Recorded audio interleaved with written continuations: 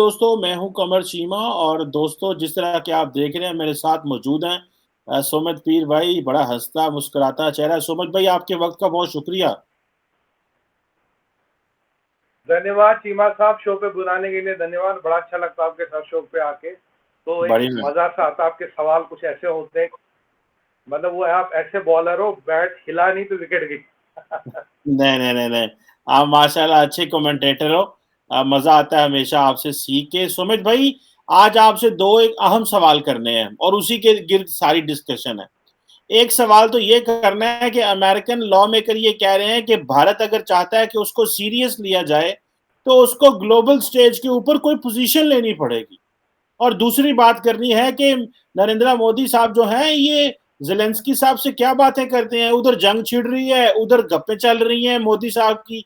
ये अंदर खाते क्या बातें हो रही हैं। लेकिन सबसे पहले ये बताएं कि यूएस लॉ मेकर ने ये कहा है कि अगर वाकई ही जो इंडिया चाहता है कि उसको हम दुनिया में सीरियस लें तो उसको जो फैमिली ऑफ डेमोक्रेसीज है उसको उसको उसके उसके साथ मिलके रशिया को कंडेम करना चाहिए था। इसको इंडिया कैसे देखता है? इसको आप इंटरवेंशन देखते हैं अपनी सॉवरेनिटी में या इंटरनल डिसीजन मेकिंग में?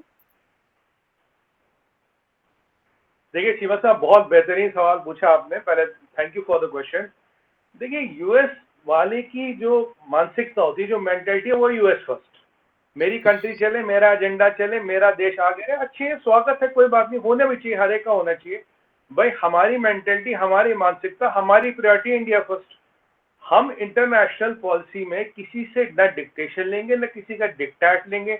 न हम यूएस के अलाई तो हैं, ना ही हम उनके पट्टे हैं, ना ही साइड किक है, ना ही लैकी है। ये जो भी यूएस सेनेटर है, ऐसे बहुत सेनेटर कांग्रेसमैन है वहां पे, तो उनको ये क्लियर समझना चाहिए। हमारी foreign policy can not be dictated by you to us, it will be dictated by our interest. हमने अभी बहुत मैच्योर्ड स्टैंड लिया। अगर आप देखें, 2-3 दिन की डेवलपमेंट्स भी बोलूंगा, जिसपे दिन भर ही डिबेट चलते रहते हैं नेशनल टीवी पे, इधर उधर काफी चैनलों पे। चीमा साहब, एक बहुत इंपॉर्टेंट चीज हुई है। हमने एक स्टैंड लिया है कि भैया पहले लड़ाई को रोको।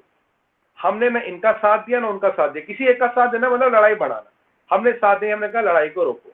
कल अगर आप देखें, कल एक बहुत इंपॉर्टेंट डेवलपमेंट हुई जो शायद यूएस सेनेटर साहब ने देखा नहीं होगा। चलिए, वो पॉलिटिकल मायोपिया होता है, आप जानते हैं पॉलिटिक्स में।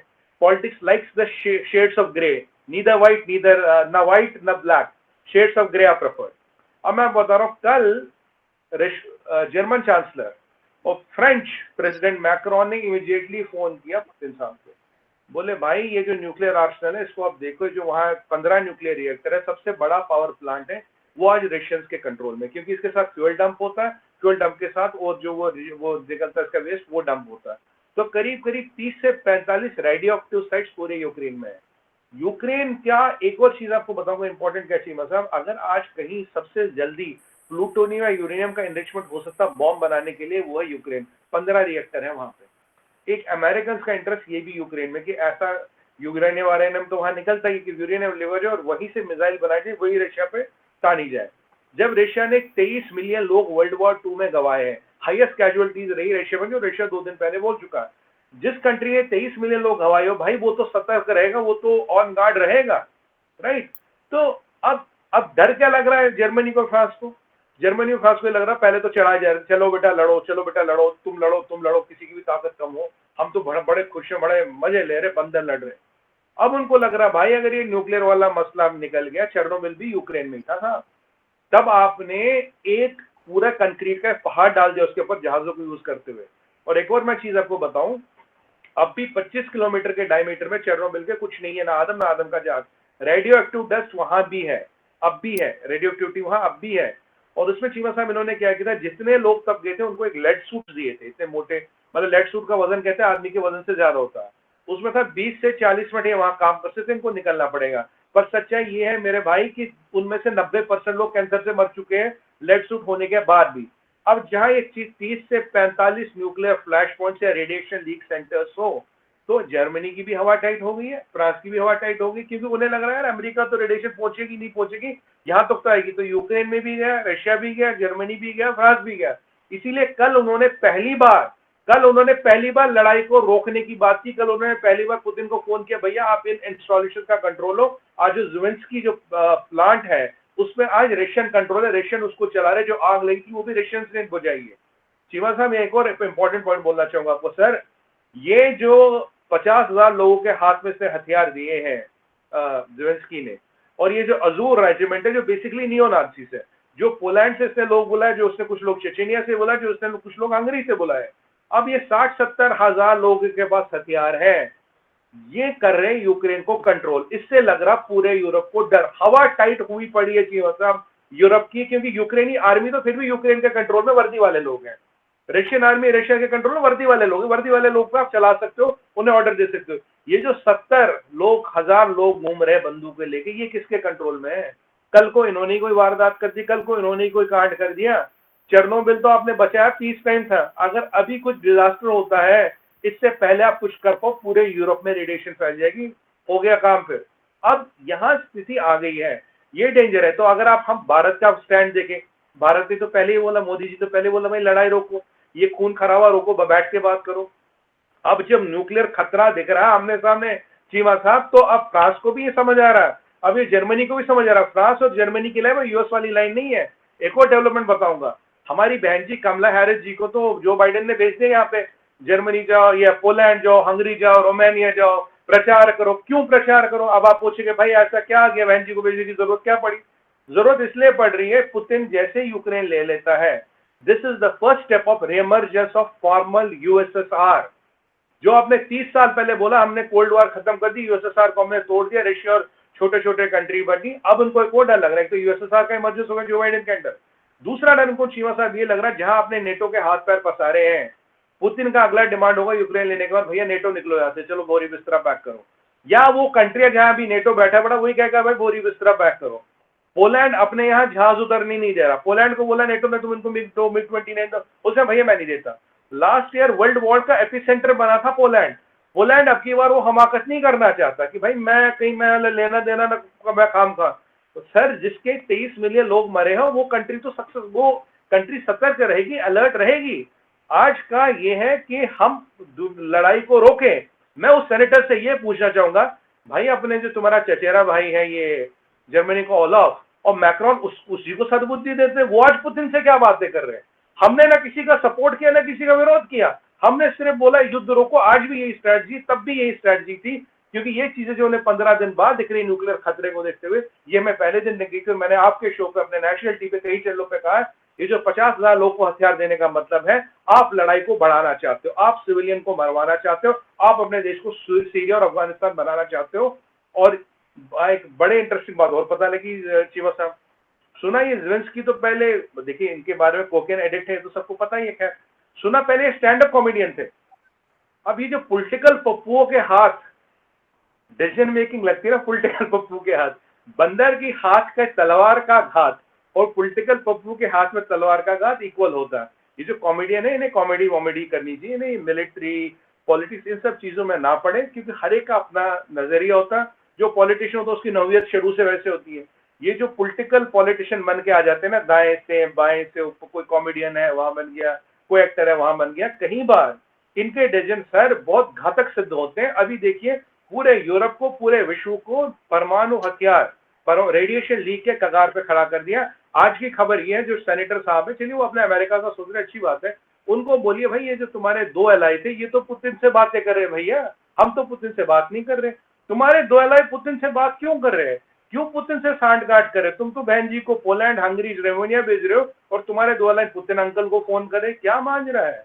पहले ये देखो, अपने अंदर देखो। और यूएनजीए में अगर लाना, यूएनएससी में प्रस्ताव लाना, लाओ अनकंडीशनल सीज फायर, वो ह्यूमैनिटी को बचाओ, इंसानियत को बचाओ, दुनिया को बचाओ, रेडिएशन के खतरे से बचाओ। प्रियोरिटी ये होनी चाहिए। ज़ेलेंस्की कुछ भी महत्वाकांक्षा है हो सकती है, he can be ambitious, but we can not put their entire population of Eurasia and a big significant part of our planet Earth under a risk. That is what is happening, sir. हम भी दूर हैं, हम ज्यादा दूर नहीं है Eurasia से, हम पास हैं। अमेरिका तो बहुत दूर है।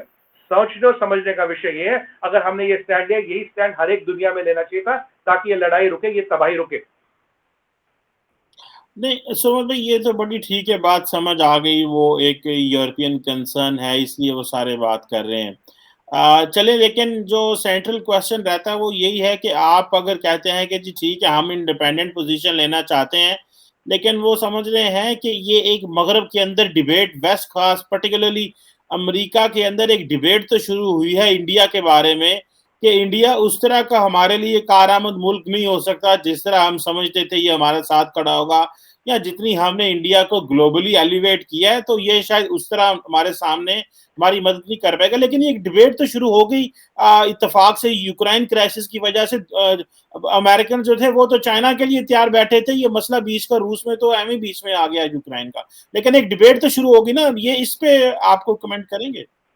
हाँ बिल्कुल, देखिए सर, अमेरिका का अब भी नंबर 1 दुश्मन देखा जाए चाइना है। पर मैं आपको बताऊं चीमा साहब, एक दूसरा डॉक्टर है, चाइना से उन्हें डर क्यों नहीं लगता? उन्हें पता अगर चाइना पे सैंक्शन वैंक्शन लगाई जाए, अगर चाइना की इकोनॉमी को हट किया जाए, चाइना टूट जाएगा। उन्हें पता है चाइना का बहुत बड़ा प्लेयर है वर्ल्ड ट्रेड में। यूएसए नहीं है, ये सॉरी रशिया नहीं है। रशिया का 1.5% भी ग्लोबल ट्रेड में कंट्रीब्यूशन नहीं है। चाइना का बहुत बड़ा कंट्रीब्यूशन है। अगर चाइना पे सैंक्शन लगाओ तो चाइना तो टूट जाएगा। इनकी सैंक्शन वगैरह यहाँ काम नहीं करी। अभी मैं सच बताऊं, बात जो है, गेंद जो है, गेंद पुतिन ये जो बाइडेन के पलड़े से बाहर निकल गई है। उन्होंने बोला यार रेटिंग वेटिंग कम हो रही है, अफगानिस्तान में तो तालिबानियों ने हमें पीट पाट के भगा दिया, अब क्या करें, थोड़ी इज्जत विज्जत बचे, मूछे ऊछे ऊपर करें। तो ये जो देखिए जो अमेरिकन मेंटेलिटी है, वहाँ रशिया एक पुराना दुश्मन है, किसी मतलब ये सबको पता है। एक उनके मेंटेलिटी में डाला गया रशिया तुम्हारा दुश्मन है, सोवियत तुम्हारे दुश्मन है। इन्होंने बोला इनको थोड़ा लड़ा जाए। देखिए यूक्रेनी भी रशियन ही है देखा जाए टेक्निकली, और रशिया रशियन ही है। इधर मरे उधर मरे। हमारे यहाँ पिक्चर थी एक, सत्या कहता है सर माफिया में लड़ाई हो रही, कह रहा मारने दो आपस में, जितने बचेंगे उनको हम देख लेंगे, पुलिस वाले का एक डायलॉग था। तो ये कह रहे ये मरे वो मरे और थोड़ा हमारी मूछों में ताव वाव लग जाएगा, हम देखेंगे भाई डेमोक्रेट्स भी पावरफुल है, डोनाल्ड ट्रंप की तरह नहीं है। डोनाल्ड ट्रंप साहब का एक स्टेटमेंट आया था 2 दिन पहले, उन्होंने कहा था अगर मैं होता तो ये परिस्थिति होती ही नहीं थी। सच्चाई ये है, अगर तब कैनेडी ने क्यूबन मिसाइल क्राइसिस अवॉइड की थी, जो बाइडेन ने नहीं की, क्योंकि जब वोट शेयर का डिफरेंस 1% और डेमोक्रेट्स और रिपब्लिक के बीच, जब हर चीज परसेप्शन, उन्होंने कहा यार हम भी थोड़े नंबर बना ले, हम भी अपनी थोड़ी डोले शोले दिखाएं, मस्कुलर इमेज दिखाएं कि भाई हम भी बड़े पावरफुल हैं। अब घटना क्या घटती ये चीमा साहब, कहीं बहुत जल्दी हफ्ते 10 दिन में अगर पुतिन ने पूरा कीव पे कब्जा कर लिया, एक ब्रिज बाकी है बीच में, बस केवल एक ब्रिज, उस पर कब्जा कर लिया तो पुतिन के पास तो पूरा यूक्रेन आ गया। तो क्या isn't it emergence of USSR, farmer USSR, under under the administration of Joe Biden? समस्या उनकी वहां है। और दूसरी बात है, वेस्टर्न को अगर डिबेट वेट करनी, देखिए साहब हमारी पॉलिसी है, हम है आपके अलाई, मैंने पहले भी बताया था, आपने हमें हमारे साथ कॉर्ड के लिए, हम कॉर्ड में आपके साथ है। बाकी यार वो ना, वो हिंदी में एक कहावत होती है ना, हम पट्टे तो है नहीं आपके, हम लैकी तो है नहीं, साइड किक तो है नहीं कि भाई जहां साफ बोल दें वहां चल दें। अगर अमेरिकी इस खाब गफलत में रहते हैं, ये संभव नहीं है। हमारी पॉलिसी इंडिपेंडेंट है, इंडिपेंडेंट जैसे लेते हैं। और हमने सबसे इंपॉर्टेंट चीज जो आज दुनिया कह रही है, हमने पहले दिन बोला था रोको, लड़ाई रोको, इसलिए ना हमने इसका साथ दिया ना उसका साथ दिया, या दोनों का साथ दिया, किसी का साथ नहीं है। ये पॉलिसी और वर्ल्ड पावर्स को यही करा। मुझे बताइए चीमा साहब, यूएनजीए में, यूएनएससी में आप तो बिजी हो, पुतिन ये है जी, पुतिन डिक्टेटर है, पुतिन मर्डरर है, पुतिन ये है, पुतिन वो है। मुझे बताइए भाई साहब, पहले आपको क्या लाना चाहिए था? आपको लाना चाहिए था अनकंडीशनल सीज फायर, उस पे पुतिन पे और यूक्रेन पे दबाव बताए, पहले भाई लड़ाई रोको। दूसरी बात मैं आपको बता दूं, पिछले 70 सालों में अमेरिका ने 33 बार वर्ल्ड अफेयर्स में इंटरवीन किया, 54 बार, 54 times they have bombed people in the name of democracy. अब रशिया का डाटा उठाइए, कंपेयर कर लीजिए, अब आपको खुद ही पता लग जाएगा। और अगर अब इनको आदत है कि भाई मतलब वो नहीं होता, बड़ा आदमी साथ चले, साथ में बाजे गाजे वाले चले, वो बाजे गाजे वाले इनको ढूंढने पड़ेंगे। हमारी बाजो गाजो वाली न जात है और न ही हमारी फितरत है। ये जो भी सेनेटर वेनेटर है वो अच्छी तरह समझे और जाए। दुनिया में बहुत मिलते हैं बाजे गाजे वाले, किराए के बाराती बहुत मिलते हैं, ढूंढ ले, मिल जाएंगे उन्हें। हमसे तो नहीं होगा साहब, और हमसे अपेक्षा भी न रखें, वो दिन कभी नहीं आएगा। चले लेट्स सी, देखते हैं क्या होता है। सुमित भाई इंपॉर्टेंट बात ये बताएं कि मोदी साहब कॉल कर रहे हैं यूक्रेन के प्रेसिडेंट को, एक हफ्ते में 2 दफा कॉल कर दी, कोई मीडिएशन इंडिया करा रहा है या कि वो यूक्रेन और इंडिया, यूक्रेन और रशिया की लड़ाई में जो कह रहे हैं ना इंडियन बच्चों का मिसयूज किया जा रहा है, उन बेचारों को मारा जा रहा है, क्योंकि रशिया कह रहा था कि यूक्रेन पे कह रहा है, यूक्रेन रशिया को कह रहा है। तो ये बताएं कि ये ना हो कि आपकी जो दोस्ती है रशिया के साथ वो काम ना आए और यूक्रेन से भी अच्छा ताल्लुक काम ना आए, और जो कैजुअलिटी है वो आपकी हो, जो कि इंतहाई नामुनासिब बात होगी अगर स्टूडेंट किसी भी मुल्क का हो उसके साथ इस तरह ज्यादती की जाए। कोई मीडिएशन करा रहे हैं या सिर्फ बच्चों के लिए कॉल की? देखिए 2-3 चीजें शिवा साहब, इसमें सबसे पहली बात, हमारी पूरी सिंपैथी है on common person of Ukraine. 36 ton air cargo of relief, दवाई या जो एसेंशियल होते हैं, हम यूक्रेन पहुंचा चुके। 36 टन बहुत बड़ा होता है। हमने 76 सॉर्टीज एज ऑन आज सुबह 8 बजे 9 बजे तक हमने 76 सॉर्टीज की, जिसमें C-30 हरक्यूल ग्लो मास्टर भी था। 76 सॉर्टीज की हमने, करीब करीब 26,000 अपने लोग वहां निकाले हैं। Last leg of operation Ganga बचा है। दुनिया में कोई मुल्क नहीं है ऐसा चीमा साहब जिसने इतने बड़े अपने सिविलियन निकाले और इतनी सॉर्टीज की है। चाइना कह रहा मेरे 8,000 लोग वहां, 10 जहाज भी नहीं भेजे, क्योंकि चाइना के पास जहाजों की कोई कमी नहीं है। 76 जहाज भेजने वाला, 4 मिनिस्टर भेजने वाला, और उनमें से एक मिनिस्टर हमारा एक्स आर्मी चीफ है, is a subject matter expert in this. उनको भेजा, वहां से लोग निकाले, 26,000 लोग निकालना चाहिए साहब। 76 सॉर्टीज करना लगभग 3 दिन में बहुत बड़ा काम है। और हम लास्ट लेग में, अब 5 कहाँ फंसी है? 5 फंसी है हमारी कारगिल में। 300 लोग हैं, उसका मुझे अभी मीडिया में आज मैं सुबह गया, मुझे क्लैरिटी नहीं उनका क्या हुआ। 700 बच्चे हमारे फंसे सुमे में।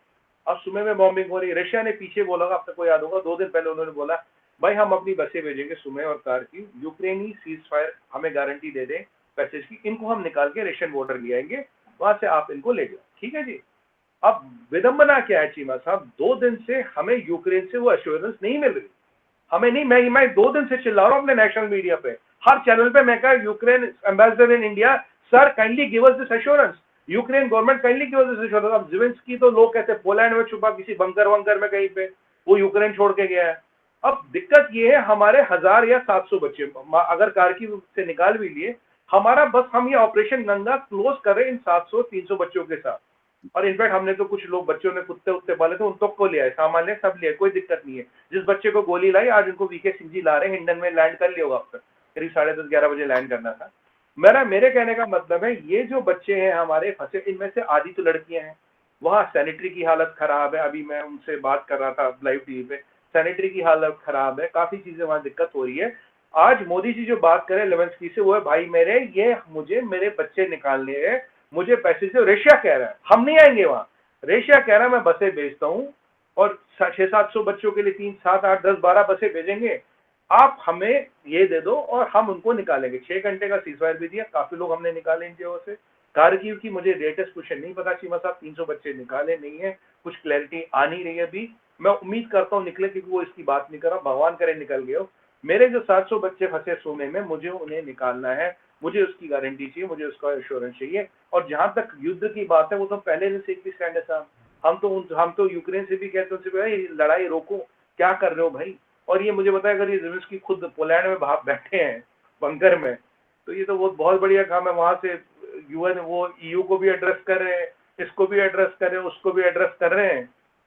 और जो सबसे बड़े चीज का खतरा मंडरा रहा है सर, वो है ये जो 70,000 से 50,000 लोग हैं जिनके हाथ में राइफलें हैं, इनका बाप कौन है, ये किसके कंट्रोल में है, किसकी सुनेंगे ये बहुत बड़ा खतरा बन रहा है।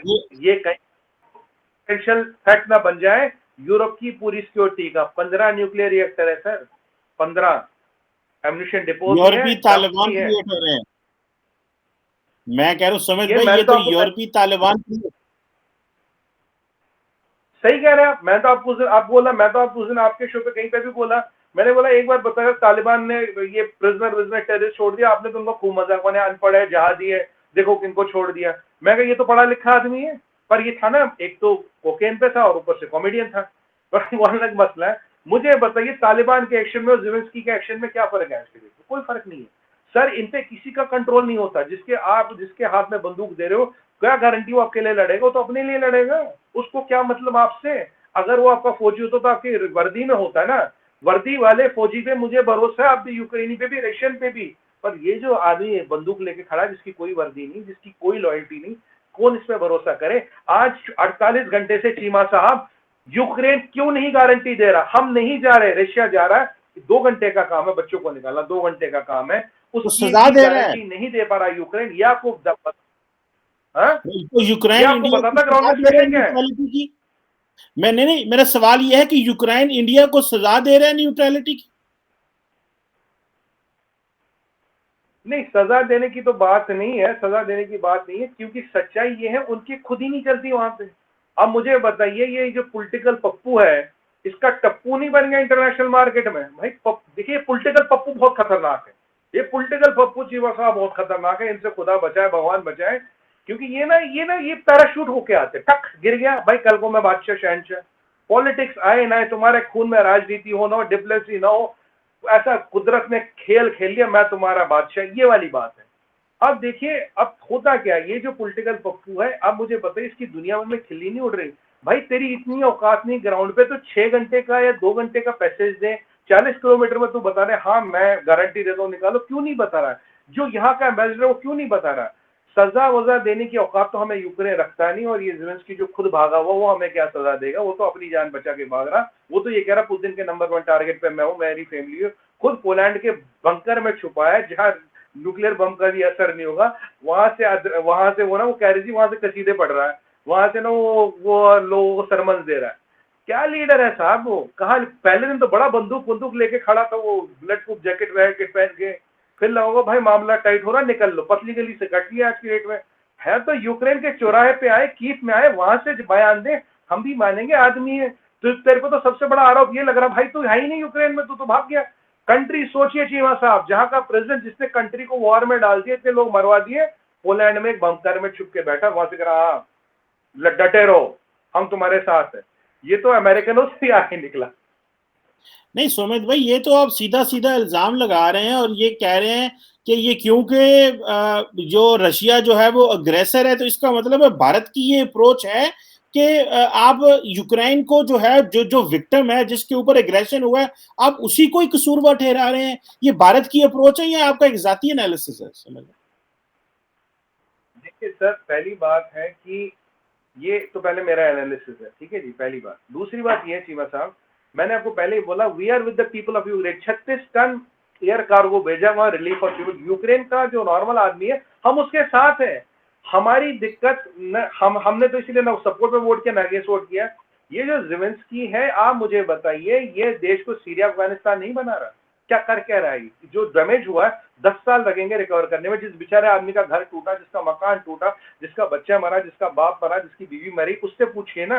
ज़ेलेंस्की साहब तो है नहीं, इनकी फैमिली तो सेफ है, बहुत शानदार तरीके से बैठे खूब वीडियो बना रहे हैं, पर जो बच्चे मर रहे हैं, जो यहाँ पे भी सोल्जर मर रहे हैं, वहां के भी सोल्जर मर रहे हैं।